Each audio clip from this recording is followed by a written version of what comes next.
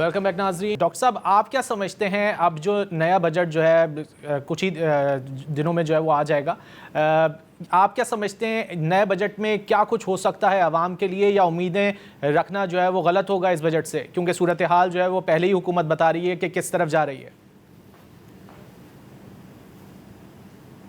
ये बड़ा अहम सवाल है जी, और आज मुझे कम से कम 2 से 3 टीवी चैनल्स ने यही सवाल पूछा है। और शायद चूंकि हम क्राइसिस को एक्सक्यूज के तौर पे ले रहे हैं उन इकदामात को ना करने के लिए जो हमें करने चाहिए।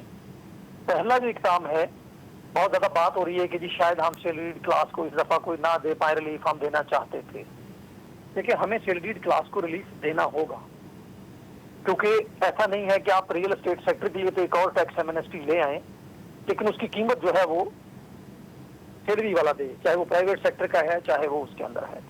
तो हमें जो गुंजाइश है वो कहीं ना कहीं से निकालनी होगी, और गुंजाइश है आपके जो नॉन टैक्सिंग सेक्टर्स हैं जहां से आप टैक्स कलेक्टर, आप देखें होलसेलर और जो ट्रेडर्स हैं वो मिला लें अगर हम पूरे पाकिस्तान के, तो सैलरीड क्लास ने उनसे तकरीबन कुछ 400 गुना ज्यादा टैक्स दिया है। पिछले 5 साल में जो ग्रोथ है वो कोई 400% के ग्रोथ है सैलरी टैक्स जो सैलरीड क्लास दे रही है। तो क्राइसिस जो है वो हम एग्री करते हैं, ज़ाहिर पूरी दुनिया में एक क्राइसिस है और हमें इसको बेहतर मैनेज करना चाहिए, लेकिन इसका ये मतलब नहीं होना चाहिए कि आप जो पिसा हुआ तबका है जिसको रिलीफ की इस वक्त जरूरत है, जिसकी एक तरफ आमदन कम हो रही है, उसके ऊपर टैक्स बढ़ रहा है, इन्फ्लेशन बढ़ रहा है, तो मुझे लगता है सवाल ये नहीं होना चाहिए कि गवर्नमेंट क्या कर सकती है। हमें, चाहे वो मैशदान हो चाहे आप जैसे दोस्त हों, हमें ये गवर्नमेंट को पुश करना चाहिए कि वो तबका जो पिछले 5 साल से पिसता चला जा रहा है, आप इस क्राइसिस के बहाने के नाम पे उसको मजीद टैक्स नहीं डाल सकते, या कम से कम ये नहीं हो सकता कि आप कहें कि आपके लिए हमारे पास कुछ नहीं है। बजट का मतलब है कि आप अपने रेवेन्यूज के जो मुतबादल जराए हैं उनको टैक्स नेट में लाएं, आपके पास जो एक्सपेंडिचर है उनकी जो एफिशिएंसी है उनको बेहतर करें, नॉन प्रोडक्टिव जो एक्सपेंडिचर है उसको खत्म करें, कम करें, डेवलपमेंट एक्सपेंडिचर जो है उसको बेहतर करें, टारगेटेड रिलीफ दें आप जहां पे देने की जरूरत है, अनप्रोडक्टिव सब्सिडीज जो हैं जो आप दे रहे हैं जिनका कोई फायदा नहीं है आप उनको खत्म करें, एनर्जी के ऊपर, एक्सपोर्ट्स के ऊपर जो अनप्रोडक्टिव सब्सिडीज हैं आप वहां पे देखें। तो मार्जिन है कि हम रिप्रायोरिटाइज करें चीजों को, जरूरी नहीं कि आपको नए पैसे ही चाहिए हर वक्त या एक्स्ट्रा पैसे ही चाहिए। आपके पास एक बहुत लंबी लिस्ट है सब्सिडीज की जो नॉन प्रोडक्टिव है, आपने उनको मार्क किया हुआ है, उन सब्सिडीज को रीअप्रोप्रिएट करें उन लोगों को रिलीफ देने के लिए जिन लोगों को जरूरत है। तो मुझे लगता है कि हमें सबको, सिविल सोसाइटी को, बाकी जो वो हैं ग्रुप्स हैं, ये कंटिन्यूसली गवर्नमेंट को करते रहना चाहिए कि ये क्राइसिस जो है वो एक्सक्यूज नहीं होना चाहिए कि जो तबका टैक्स में पिस रहा है आप कहें कि हमारे लिए माजरत है कि कुछ नहीं है क्योंकि क्राइसिस आ गया है।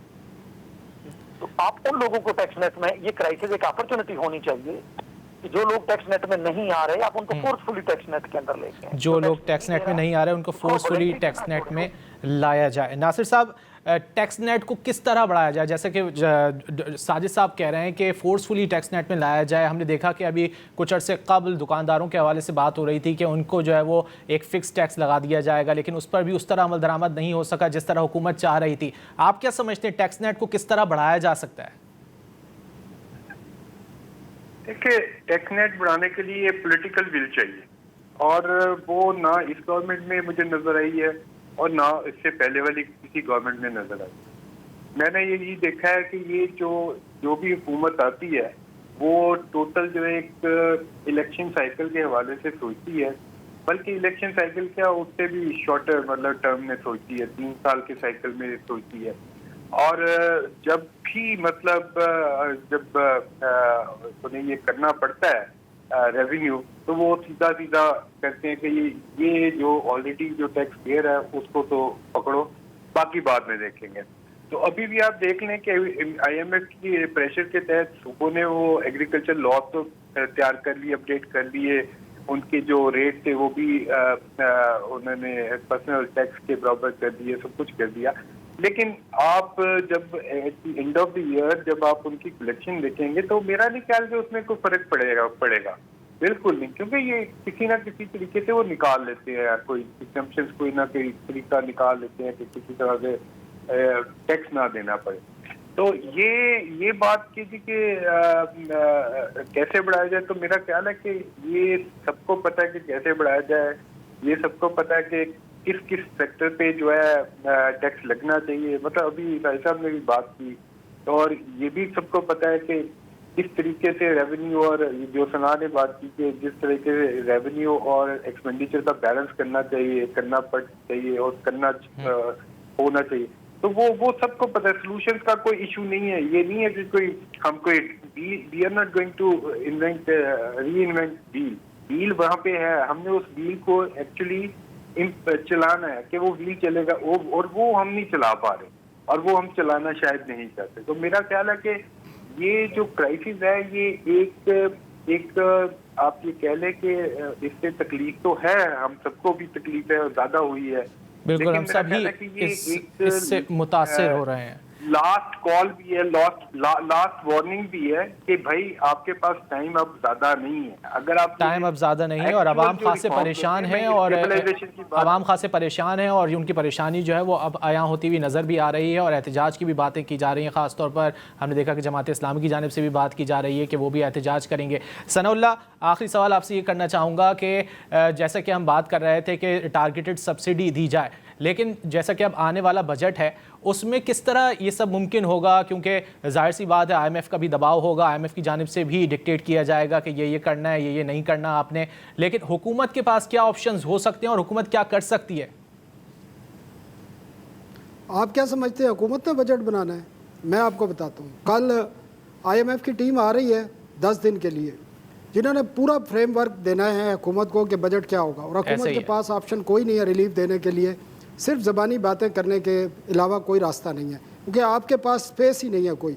और उन्होंने बता दिया है कि बजट डेफिसिट कितना होगा, प्राइमरी सरप्लस कितना होगा, आपने टैक्स रेवेन्यू कितना करना है, और आपने एक्सपेंडिचर कितना करना है।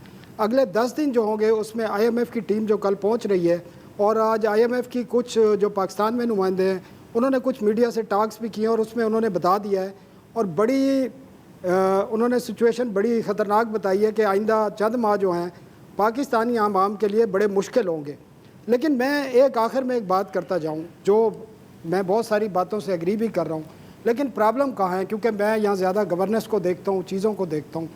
और अगर आप IMF की रिपोर्ट पढ़ें ना, जिसको करप्शन डायग्नोस्टिक रिपोर्ट कहते हैं, आपको समझ आएगा कि पाकिस्तान के साथ क्या हो रहा है। पाकिस्तान का, मैं आज भी ये समझता हूँ, सबसे बड़ा मसला करप्शन का है।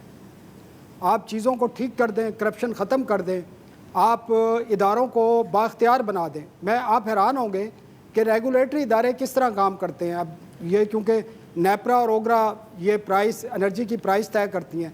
आप हैरान होंगे कि इस वक्त ओगरा का चेयरमैन, आप हैरान होंगे किसके पास है चार्ज, सेक्रेटरी इस्टेब्लिशमेंट के पास है। एक सिविल सर्विस के 22 ग्रेड के अफसर के पास है, जो ओगरा के कानून की सरासर खिलाफ वर्जी है। क्या ये प्राइम मिनिस्टर को नहीं पता? क्या ये अदालतों को नहीं पता? 3-4 चीज़ें आपको करने की ज़रूरत है। आपको करप्शन कंट्रोल करनी है, आपको इदारे आज़ाद करने हैं, चाहे वो नैब है, FIA है, आपके तमाम रेगुलेटरी इदारे हैं, कोई भी आज़ाद नहीं है। और आपको एक खुला स्पेस देना है, आपको FBR बनाना है, और उसको सिस्टम को इतना आसान बनाना है लोगों के लिए, लोग खुद टैक्स इस्लाहात लानी होंगी ताकि नताइज जो है वो सामने आ सके। हमारे साथ सनाउल्लाह खान सीनियर सहाफ़ी और नासिर जमाल साहब मौजूद थे। इसके अलावा डॉक्टर साजिद अमीन साहब, आप तीनों का बहुत शुक्रिया। नाज़रीन, प्रोग्राम में लेंगे यहाँ पर एक ब्रेक, और ब्रेक के बाद आएंगे तो बात करेंगे मुनशियात और असलहा बरामदगी केस, जिसमें गिरफ्तारी अमल में आई अनमोल और पिंकी की, और उनको अदालत में पेश भी किया गया और बड़े शाहाना अंदाज में अदालत में पेश किया गया। इस हवाले से बात करेंगे।